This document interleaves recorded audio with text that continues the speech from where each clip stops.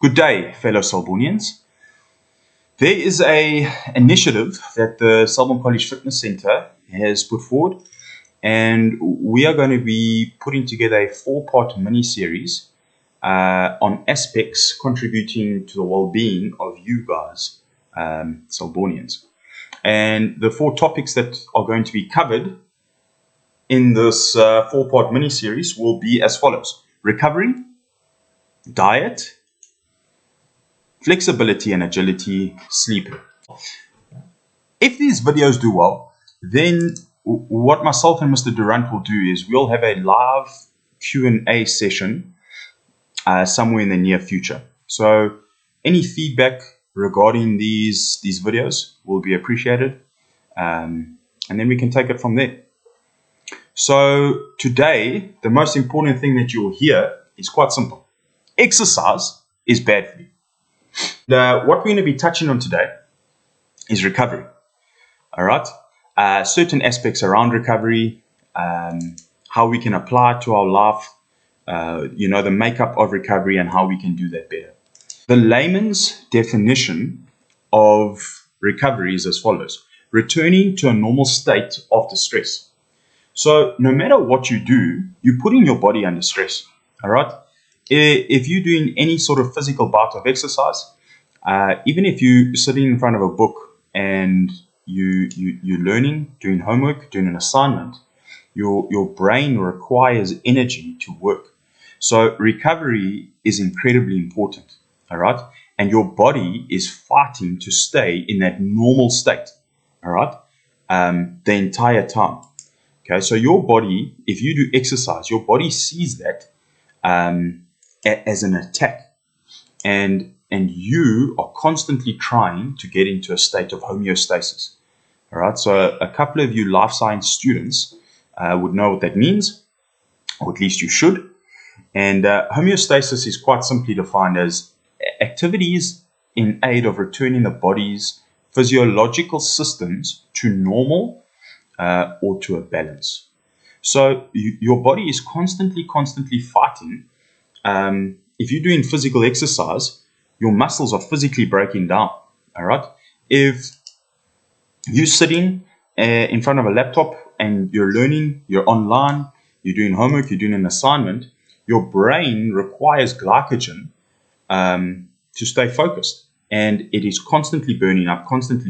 What are you doing to recover? So the various aspects of recovery are quite simple as well. 5 aspects, and we won't dive too much into it.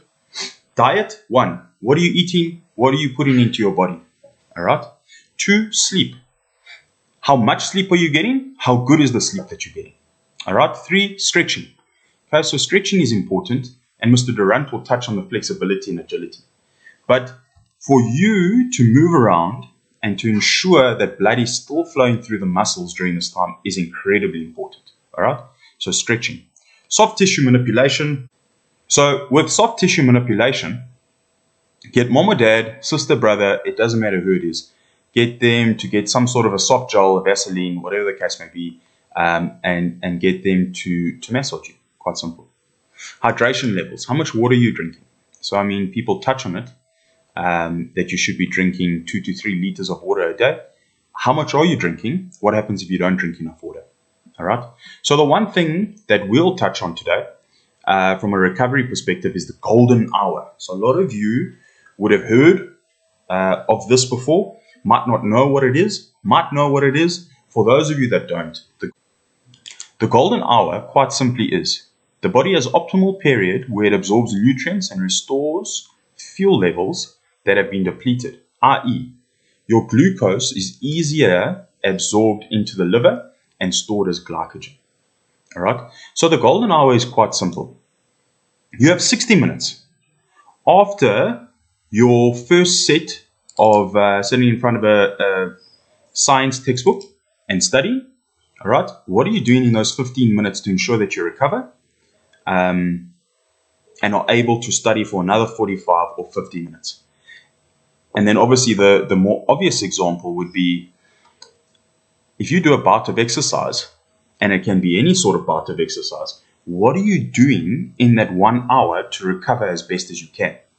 All right. So when it comes to the recovery, it's a quite simple. You do not need supplements. All right. Generally, what we work on from a recovery perspective is a 4:1 ratio carbohydrates to protein. So whatever meal you're taking in after your bout of exercise, make sure that it has 4 times the amount of carbohydrates than protein. All right. The glucose that you take in, so glucose is what it turns into, glycogen is how it gets stored. Glucose is what it turns into in its simplest form in the body. Glucose allows more protein to be absorbed in the body, which is what you want because protein fixes your muscles. Okay. There's a challenge. There's been a lot of challenges going around, Selbornians. This is a simple challenge. You don't have to record it. You don't have to do anything. But I, along with Mr. Durant, would appreciate some sort of a feedback. All right. So all of us at Selborne are on different levels when it comes to our physical appearance. But we can still apply this golden hour as best as possible in our everyday lives.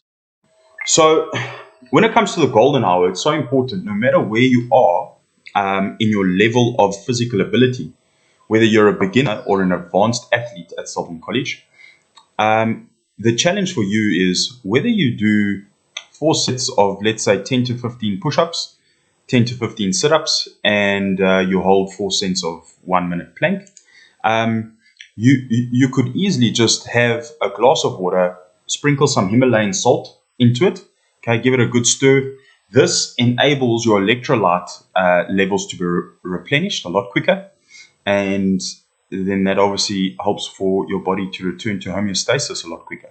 If you're slightly more of an advanced athlete, then keep your protein quite clean with something like a white meat. So white meat, very, very low in fat, and red meat, slightly higher in fat, but would probably aid in the recovery process a lot quicker.